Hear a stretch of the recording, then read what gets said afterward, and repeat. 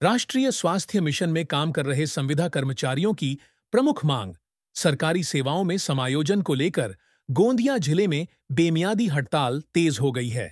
जुलाई महीने में अपनी मांगों को लेकर राष्ट्रीय स्वास्थ्य मिशन के कर्मचारियों ने आंदोलन छेड़ा था, लेकिन सरकार की ओर से अब तक कोई ठोस आश्वासन नहीं मिला। इसी वजह से गोंदिया जिले के 750 से ज्यादा संविदा कर्मचारी पिछले 15 दिनों से बेमियादी धरना आंदोलन पर बैठे हैं। इस हड़ताल का असर सीधे तौर पर स्वास्थ्य सेवाओं पर पड़ रहा है और मरीजों को परेशानियों का सामना करना पड़ रहा है। सर ॲक्च्युली हा जो GR निघालेला आहे तो 14 मार्च 2024ला निघाला आहे। आता 16 महिने लोटून सुद्धा त्याच्यावर काहीच ॲक्शन घेत नाही आहे सरकार। आणि याच्या आधी पण आम्ही त्यांना इंटिमेशन दिलं होतं, पण ते काहीच ॲक्शन घेत नाही आहे। त्याच्यामुळे आम्हाला नाईलाजास्तव इथे आंदोलनाला बसावं लागत आहे। काय प्रमुख मागणी आहे तुमची?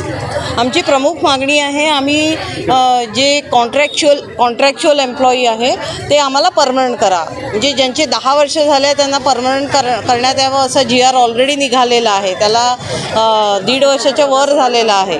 पण देखील किती कर्मचारी उपोषणावर बसले? गोंदियात सध्या स्थितीत 435 लोक उपोषणाला बसले। 19 ऑगस्ट 2025 पासून हे उपोषणाला बसले। कारण की सगळे मॅक्सिमम जे हे आहेत त्यांनी लोकांनी डेप्युटेशन लावलेले आहेत, पण त्यांच्याजवळ एवढा स्टाफ नाही आहे। आमचे जे ANM आहे जे बेस लेवलला काम करतात त्यांचे ज्या ठिकाणी एक पण ANM नाही आहे त्या ठिकाणी कुलूप लागलं असेल आणि पूर्ण सेवा पेशंट्सला नाही काहीच मिळत नसते। खरं म्हणजे यांनी जे आज उपोषण केलेले आहे बेमुदत, यांच्या मागण्या रास्त आहेत। शासन लेवलवरून ह्या मागण्या सोडवण्याचा आपण प्रामाणिकपणे प्रयत्न करणार आहे। उद्याला आरोग्यमंत्री आदरणीय आंबेडकर साहेब यांच्याशी चर्चा करून यांची बैठक लावून यांच्या जो काही विषय आहे, मागणी आहेत ते आपण सूक्ष्मकोश लावण्याचा या ठिकाणी प्रयत्न करतो आहे। आज प्रत्यक्षात इथे मंडपात येऊन यांच्या समस्या जाणून घेण्याचा मला योग आलेला आहे। मी सर्व बाबी यांच्या ऐकून घेतलेला आहे।